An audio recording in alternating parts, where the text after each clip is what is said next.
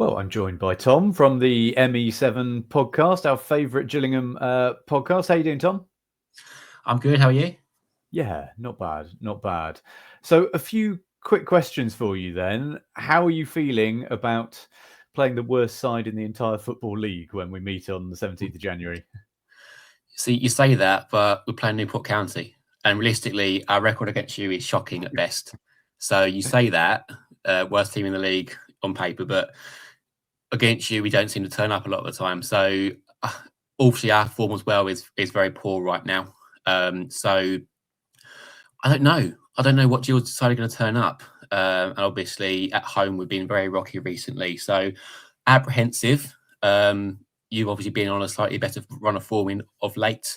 So I don't know. I cannot call it. So we'll just wait and see for Saturday, I guess.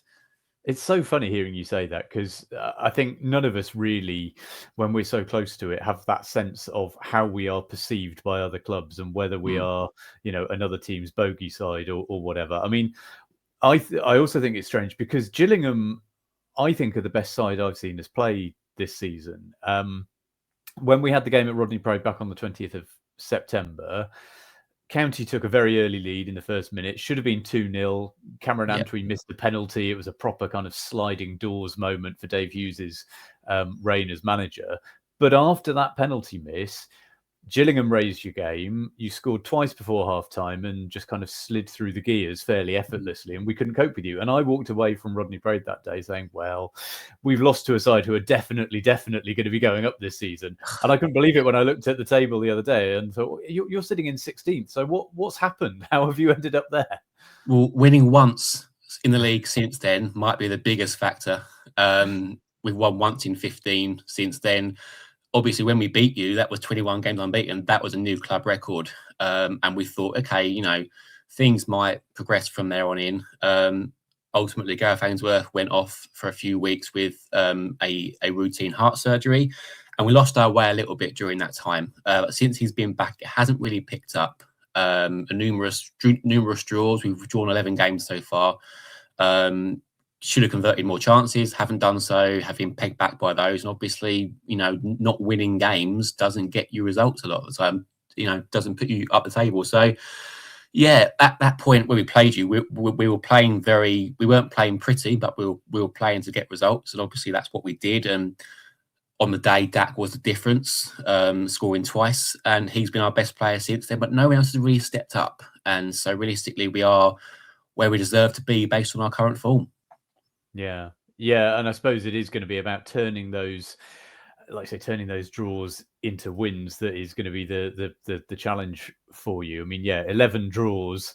We've drawn 5. Most teams are around the kind of 6 or 7 mark. But if you had turned 4 or 5 of those draws into wins, then it would be a very, very different picture. But obviously it was Bradley Dack who caused the damage against us at our place. Is he still the kind of danger man who, if you were in our shoes, that's who you'd be worrying about? Without being negative, he's the only danger man right now. He's genuinely, this sounds like I'm coming from a really bad place, but it sounds he's the only one that has the difference, the ability to keep opponents guessing. We are quite one-dimensional at times.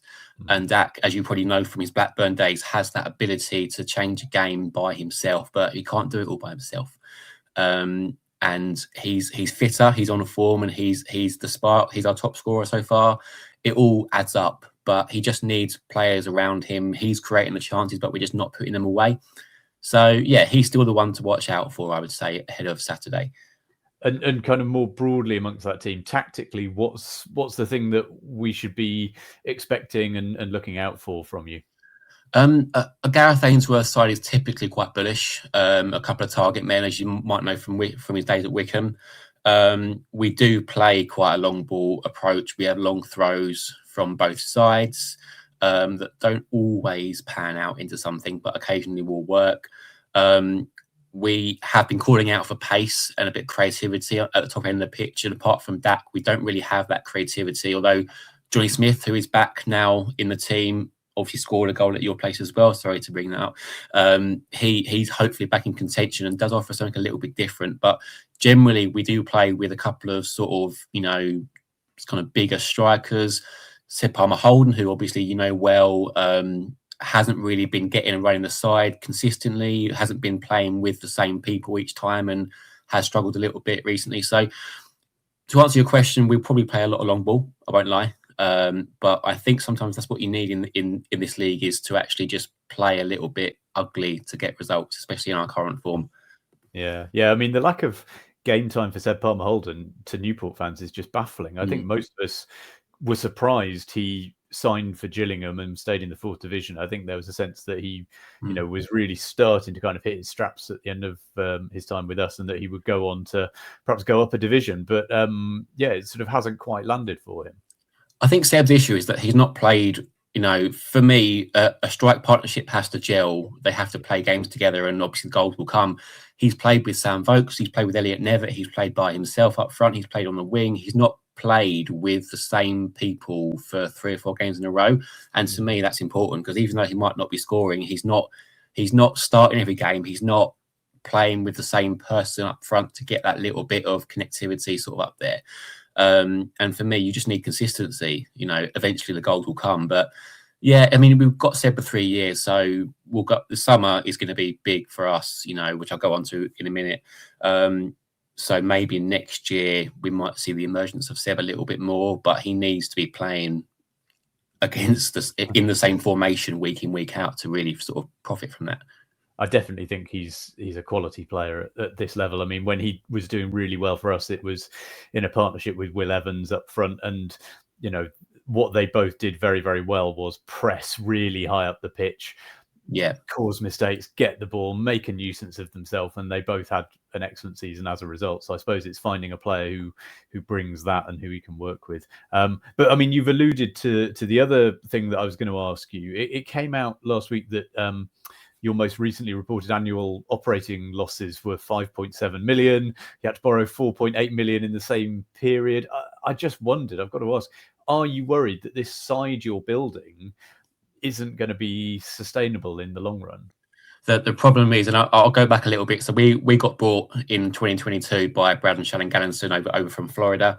We immediately had to get, because we were rock bottom when they joined us in December, and we had to stay in the league. So we did. So we threw money at players. We bought in the likes of Tom Nichols and George Lapsley, who were good enough to get us away from the drop zone, but we gave them big contracts, and we said, right, do whatever it takes to keep us in the Football League.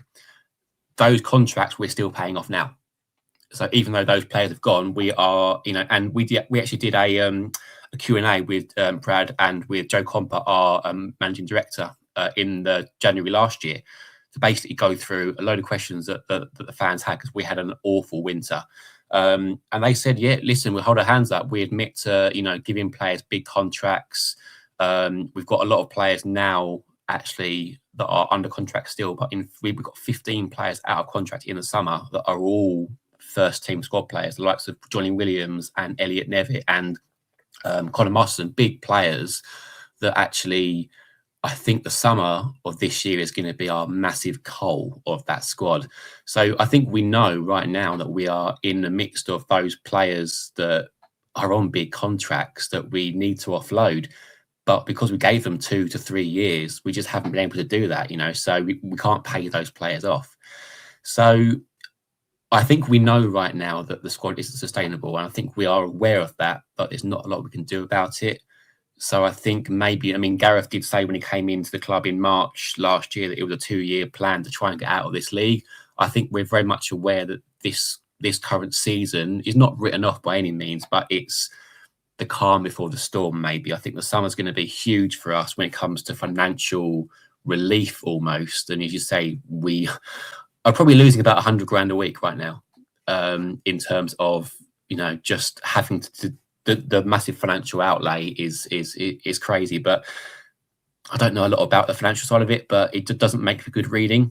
But your point is, it's so interesting though, because obviously we're sitting bottom at the moment in the same position that you were in, and we've done the opposite thing. We've not thrown money at it, and I don't think we're going to in this window. We are banking on the young players we've got coming good, and maybe 1 or 2 additions, but we aren't going to be bringing in relatively big name players with loads of experience on 2-3 year contracts to claw our way out of it. Now, that may work, it may not work, but it's interesting to hear that the corollary of doing that is that you then find yourself a few years down the line going, oh, crikey, we're going to have to. Yeah. I mean, at first it was just survival, and then it was trying to get promoted. Like, for example, we signed Jack Nolan in the summer from Accrington Stanley, had a great season for them in 23-24, and we released him in January. You know, it's just kind of we've tried to find the players, trying to find the right formula to get out of this league, and actually we've not found the right formula, and we've ended up with players on long contracts that are still part of the problem, part of the reasons why we're not progressing. So yeah, it's going to be a big summer ahead, but the financial side of it doesn't make good reading, does it? From a Gills point of view, but also from the EFL fan point of view, it just looks staggering sometimes. But yeah, it's just the position that we got ourselves in from previous years, I think. Yeah. Well, there we go. Well, listen, Tom, we'll doubtless have further contact in the build up to the game and afterwards, and hopefully this won't be the last time we speak, because I have this worry that, you know, all the podcasts we're speaking to, we say, well, maybe see you next year, but who knows? When you're bottom, it's all a bit scary. Fingers crossed for you, but I will say that to everyone that I speak to, because I want to be impartial. So yeah, of course. All right. Cheers, Tom. Thanks a lot. Thank you. Cheers.